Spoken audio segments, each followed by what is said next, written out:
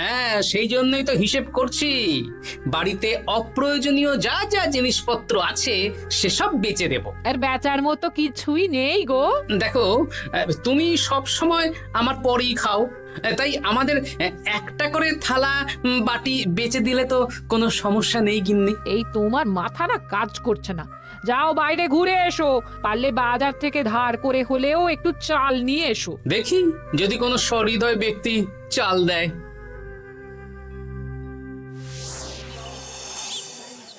না গোপাল দাদা, বাজারের অবস্থা খুব খারাপ, আর আমি ধারে বিক্রি করছি না। আহা, আরে আমি কোনোদিন তোমার একানাও বাকি রেখেছি বলো?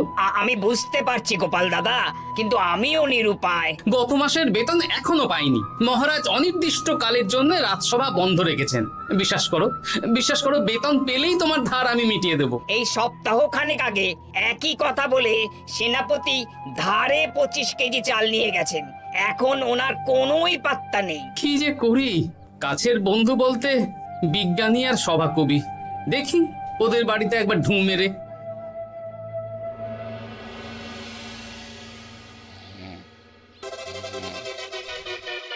কৃষ্ণনগর কৃষ্ণনগর কৃষ্ণনগর শূন্য। হ্যাঁ, এবারে একটা মোহরও নেই। জাহাপানা সর্বনাশ হয়ে গেছে। কি হলো? পালে বাঘ পড়েছে নাকি? এই ঘুমের 12টা বাজিয়ে দিলে। জাহাপানা, এবারে কৃষ্ণনগর থেকে একটা মোহরও খাজনা আসেনি। হ্যাঁ, বলো কি? 1 মাস আগে বাৎসরিক খাজনা দেওয়ার শেষ দিন ছিল, কিন্তু এখনো একটা মোহরও খাজনা আসেনি। না জাহাপানা। পড়েছে এই বেগমের জন্য হীরের হার, হীরের কানের দুল, হীরের নাকছাবি বানাতে দিয়েছি। উজির, যা হোক করে কৃষ্ণনগর থেকে আমার খাজনা চাই চাই। তাহলে তো কৃষ্ণচন্দ্রকেই তলব করতে হবে। যা করার করো। বাবা, এই সময় তোমার শখ হয়েছে ময়না পোষা? আরে না না, আমি পুষিনি। একটা পশ্চিমের গ্রামে কদিন আগে ঘুরতে গিয়েছিলাম। আচ্ছা, ওখান থেকে নিয়ে এসেছো? না, তাও আনিনি, ছোলা খেতে দিয়েছিলাম। দেখি তারপর আমার পিছনে পিছনে উড়ে উড়ে চলে এসেছে। বাহ বাহ বাহ, এ তো ভালো কথা। বিয়ে তো করলে না, তাও একটা সঙ্গী জুটেছে। এ যে সে পাখি নয় গোপাল, এ ময়না কথা বলে, দেখবে। এই ময়না, বলো তো গোপাল এসেছে। আরে বাস, বলো তো গোপালের ভুঁড়ি আছে আমার নেই। বেশ বেশ বেশ। এ ভোরবেলা আমার কাছে আসে, সারাদিন আমার কাছে থাকে, আবার সন্ধে হলেই নিজের বাসায় নিজে নিজেই ফিরে যায়। বুদ্ধিমান পাখি। ওই গ্রামে শাখে শাখে ঝাঁকে ঝাঁকে ময়না। বেশ, বুঝলাম। তা বিজ্ঞানী, তোমার কাছে আমি আসলে একটা দরকারে এসেছি। বলো কি দরকার? আসলে ওই টানাটানির সংসার চলছে, বুঝলে। বাড়িতে চাল বাড়ন্ত, কদিন পরে হাঁড়ি চড়বে না। তুমি কিছু পয়সা ধার দিতে পারবে? আরে এমন করে বলছো কেন? আমার তো সংসার নেই, এত খরচও নেই। তুমি বাড়ি যাও, আমি 2 বস্তা চাল পাঠিয়ে দেব। ধন্যবাদ বিজ্ঞানী, তোমার মতো বন্ধু পাওয়া মুশকিল। বন্ধুত্বে এইসব ধন্যবাদ দেওয়ার দরকার নেই, একে অপরের পাশে থাকলেই হলো।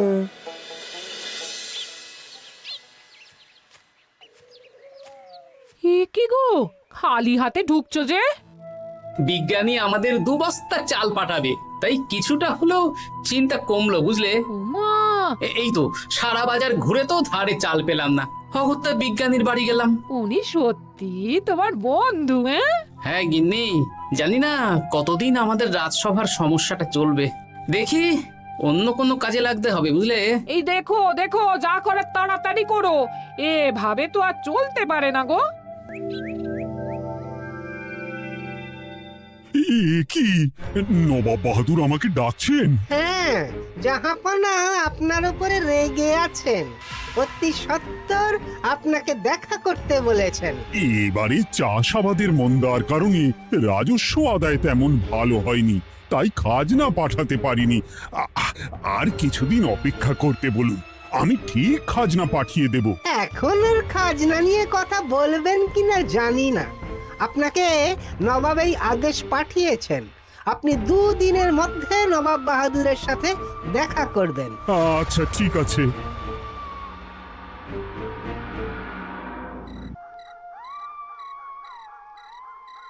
মহারাজ, এই বিপদের সময় আপনাকে একমাত্র একজনই সাহায্য করতে পারে, আর সে হলো গোপাল। আমি কোন মুখে গোপালকে ডাকবো বলো তো রানী? দীর্ঘদিন ওদের বেতন দিতে পারছি না। গোপাল এরকম স্বার্থপর মানুষই নয় যে নিজের কাজের সময় কাজী আর কাজ ফুরলে বাজি হয়ে যাবে। আপনি একবার বলেই দেখুন না। বেশ, তাহলে আগামীকাল সকালেই গোপালকে ডেকে পাঠাচ্ছি।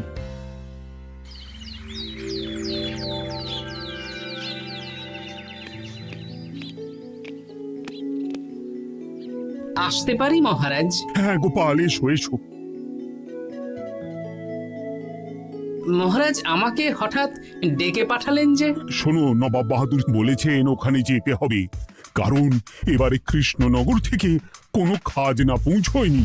মহারাজ, আপনি গেলেও বিপদ, না গেলেও বিপদ। হ্যাঁ, সেটাই তো আমাকে সবচেয়ে বেশি ভাবাচ্ছে, কিন্তু না গেলেই যে নয়। তাহলে এক কাজ করি মহারাজ, আমিও বরং আপনার সাথে যাই। যা বিপদ আসবে একসাথে লড়বো। ও গোপাল, তুমি যেন আমার বুক থেকে পাথর নামিয়ে দিলে। তোমাকে যে কি বলে ধন্যবাদ জানাবো। তাহলে কখন বেরোবেন বলুন? আজকে সন্ধ্যের দিকে বেরিয়ে পড়বো, তাহলে কাল সকাল সকাল মুর্শিদাবাদ পৌঁছে যাব। কতদিন থাকতে হবে তো কিছুই জানি না, তাহলে ওই 3-4টে জামা কাপড় ধুতি নিয়ে নেব, কি বলেন? হ্যাঁ হ্যাঁ, তাই নিও। তাহলে সন্ধ্যেবেলা রাজবাড়িতে এসো, একসাথেই বেরিয়ে পড়বো। আচ্ছা মহারাজ। বলি, তোমার কি মুর্শিদাবাদে না গেলেই নয় গো? আমাকে তো যেতেই হবে গিন্নি। জানি নবাব বাহাদুর কিভাবে ছক করে কল করে, তুমি সাবধানে থেকো গো। দেখো, আমি যখন যাচ্ছি তখন নবাব বাহাদুরকে এবার সাবধানে থাকতে হবে। হ্যাঁ, ঠিক আছে, মাথা ঠান্ডা রাখবে, বেশি ওস্তাদি করতে যাবে না। এমনিতেই আমাদের অবস্থা এখন ভালো নয়। আরে তুমি অতিরিক্ত চিন্তা করো না তো গিন্নি। জাহাপনা, কন্যাগুলো কবে আসবে? এখনো 2-3 দিন সময় লাগবে বেগম। এত সময় লাগছে কেন জাহাপনা? দেশের কোণে কোণে খুঁজে সেরা সেরা হিরে দিয়ে বানানো হচ্ছে যে, সময় তো লাগবেই বেগম। তাহলে তো অনেক খরচ হচ্ছে। তাও হচ্ছে বটে, কিন্তু তোমার জন্য আমি সব করতে পারি। আমাদের মুর্শিদাবাদের হীরালালের হাতের কাজ দেশের সেরা। আপনি সত্যি আমাকে ভালোবাসেন, আমার জন্য এত খরচ করে গয়না বানিয়ে দিচ্ছেন। তুমি খরচ নিয়ে এত চিন্তা করো না। কৃষ্ণনগর থেকে এই বছর ভালো খাজনা প্রাপ্য ছিল, কিন্তু এখনো একটা কানাকড়িও আসেনি। তাহলে আপনার গয়না বানাতে যা খরচ হবে সব আপনার সিন্ধুক থেকে দিয়ে দেবেন। না না না, কৃষ্ণনগর থেকেই আদায় করব, ওকে তলব করেছি। আচ্ছা, সহিস, গাড়ি ছাড়ো। যথাজ্ঞা মহারাজ। এই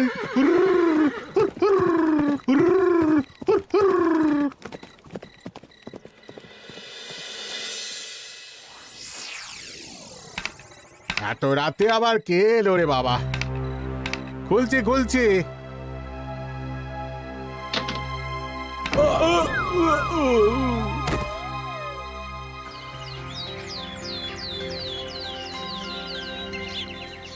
সর্বনাশ হয়ে গেছে জাহাপানা। কি হয়েছে হীরালাল? নবাব বাহাদুর, মহারাজ কৃষ্ণচন্দ্র আর গোপাল এসেছেন আপনার সাথে দেখা করতে। ওদের দরবারে আসতে বলো। হ্যাঁ, এবার বলো হীরালাল, কি হয়েছে? এই, তোমার মাথায় পট্টি কেন? জাহাপানা, গত রাতে আমার সর্বস্ব লুট হয়ে গেছে। বলো কি হীরালাল? তোমার কাছেই তো বেগমের হীরের সব গয়নাগাটি বানাতে দিয়েছিলাম। হ্যাঁ জাহাপানা, সব গেছে। আমার মাথায় মেরে সব লুট করে নিয়ে গেছে। এবার আমি কি করব জাহাপানা? বেগম সাহেবা, আপনার গয়না যে হীরালাল শেখরার কাছে জাহাপনা বানাতে দিয়েছিলেন, ওনার সব লুট হয়ে গেছে। মানে? আমি এক্ষুনি নিজের কানে শুনে এলাম, এখন হীরালাল শেখরা এসেছে। আমি এক্ষুনি যাচ্ছি। কি করব জাহাপানা, আমার তো সব শেষ হয়ে গেল। আমি কোনো কথা শুনতে চাই না, আমার ওই হীরের গয়নাগুলো চাই। চাই বললেই তো পেয়ে যাবে না। এখন এই গয়না শুধু নয়, হীরালালের সব সোনা দানা চুরি হয়ে গেছে। সেগুলো খুঁজে পেতে হবে। বিগত কয়েক বছর আমার মুর্শিদাবাদে কোনো চুরি ডাকাতি হয়নি। প্রত্যেকটা গ্রামবাসী সুখে শান্তিতে আছে। বাইরের কোনো শত্রু আসারও সুযোগ নেই। গ্রামের সীমানায় দিন রাত প্রহরী থাকে। যদি এসেও থাকে পালাতে পারবে না। এবারে তাহলে চোরটা কে বুঝবো কি করে? এসব সামান্য চোর ধরার কাজ আমার কাছে নস্যি। জাহাপনা, আপনি যদি কৃষ্ণনগরের এবছরের খাজনা মকুব করে দেন, তাহলে আমি চোর ধরার ক্ষেত্রে সাহায্য করতে পারি। ঠিক আছে কৃষ্ণচন্দ্র, তোমার এই গোপাল যদি চোর ধরে দিতে পারে তাহলে এবছরের খাজনা মুকুব। আগে আমি ওই শ্যাকরার সাথে একান্তে কিছু কথা বলতে চাই। বেশ, প্রহরী প্রহরী, তুমি গোপাল আর শ্যাকরাকে একটা ঘরে নিয়ে যাও। আসুন। এবার আপনি চুরির ঘটনাটা বলুন। চুরি না, ডাকাতি। সে যাই হোক, বলুন বলুন। গতকাল রাতে, তারপর সকালে জ্ঞান ফিরে ঘরে গিয়ে দেখি সব ফাঁকা। আমার ঘরের সাথেই লাগোয়া দোকান। আচ্ছা, দেখুন, আমি আপনার কথা শুনে আর একটু আগের যা আলোচনা শুনলাম তার থেকে মনে হচ্ছে এই চোর স্থানীয় চোর। কি করে বুঝলেন? কারণ বাইরের চোর হলে তো এত নিখুঁত কাজ করা সম্ভব নয়। চোর নিশ্চয়ই আপনাকে ব্যক্তিগতভাবে চেনে। হ্যাঁ, এবার মশাই আপনি বলুন তো, আপনার কোনো শত্রু আছে? না, শত্রু নেই তেমন। আমার সাথে কারো সম্পর্ক খারাপ নেই। আর আমাদের পাড়ায় সবাই ব্যবসায়ী, সবাই সম্ভ্রান্ত লোকজন। বেশ, তাহলে সব ব্যবসায়ীদেরকেই রাখতে হবে। আমি নবাব বাহাদুরকে বলে দিচ্ছি, আপনি এখন আসুন। নবাব বাহাদুর, আপনি ওই গ্রামের সকল ব্যবসায়ীদের আপনার মহলে ডাকার ব্যবস্থা করুন। সবাই কিন্তু বেশ সম্ভ্রান্ত ব্যবসায়ী। সে হোক না, ওই গ্রামে তো সবাই ব্যবসায়ী, আর বাইরের কোনো লোক গ্রামে ঢোকেনি বা বাইরেও যায়নি। তাই যদি কেউ চোর থেকে থাকে তাহলে ওই ব্যবসায়ীদের মধ্যেই আছে। বেশ, আমি সবাইকে আমার মহলে নিয়ে আসার ব্যবস্থা করছি।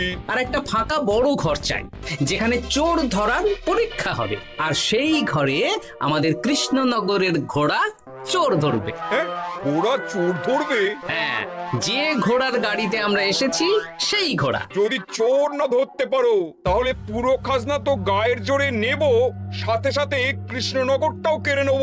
আমার উপর একটু ভরসা রাখুন নবাব বাহাদুর, আর যা বললাম করুন। বেশ, শুনুন, এই ঘরে আমার এক প্রিয় ঘোড়া আছে, আর সামনে একটা বালতিতে ছোলা সেদ্ধ রাখা আছে। আপনারা সকল ব্যবসায়ীগণ একে একে যাবেন, দরজা ভিতর থেকে বন্ধ করবেন, আর ঘোড়াকে এক মুঠো করে ছোলা খাইয়ে ফিরে আসবেন। তারপর কি বাড়ি চলে যাব? না, সবার ছোলা খাওয়ানো হয়ে গেলে আমি ঘোড়ার কাছে যাব, আর ঘোড়া কানে কানে আমাকে বলে দেবে কে চোর। তাহলে আর দেরি কেন, সবাই একে একে যাও।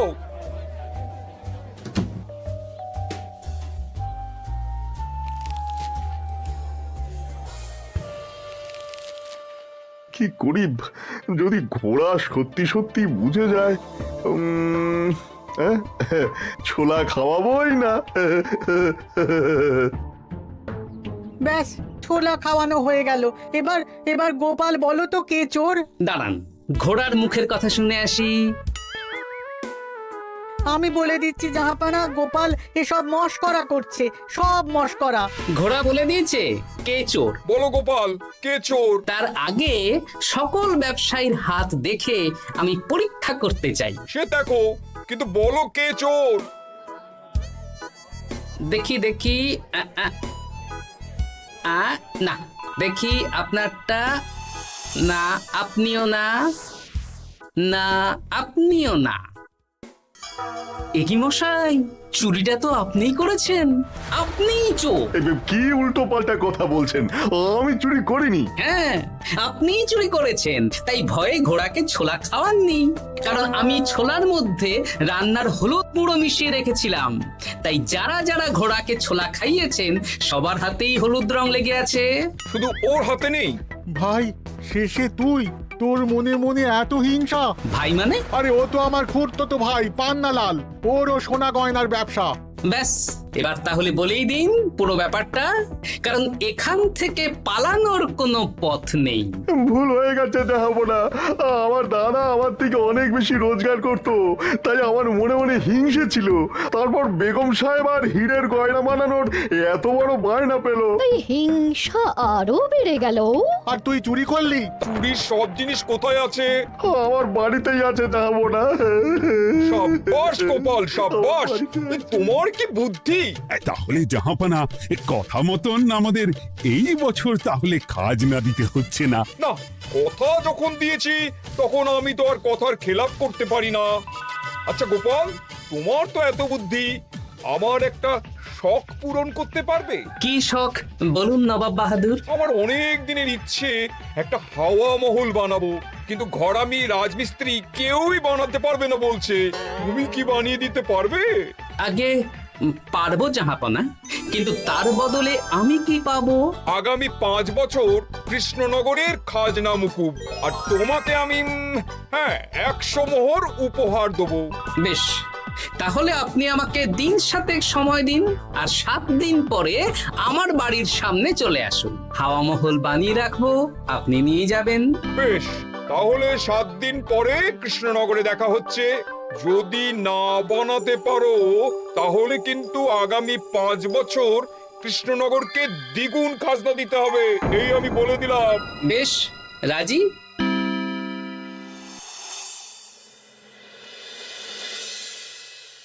বেশ তো বড় মুখ করে বলে দিলে হাওয়া মহল বানাবে। রাজি রাজি।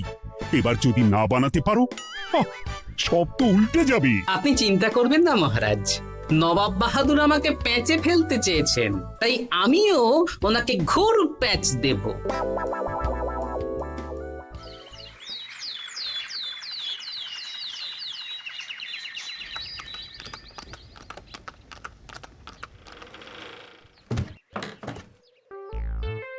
কি গোপাল, আরে কোথায় আমার হাওয়া মহল? 7 দিন হয়ে গেছে তো, তাই মহল দেখতে চলে এলাম। কাজ একদম শেষ পর্যায়ে, চলুন পশ্চিমের মাঠে চলুন। গিন্নি, তুমি মহারাজকে খবর দাও আর বলো পশ্চিমের মাঠে চলে আসতে। আরে তাড়াতাড়ি কর, তাড়াতাড়ি কর।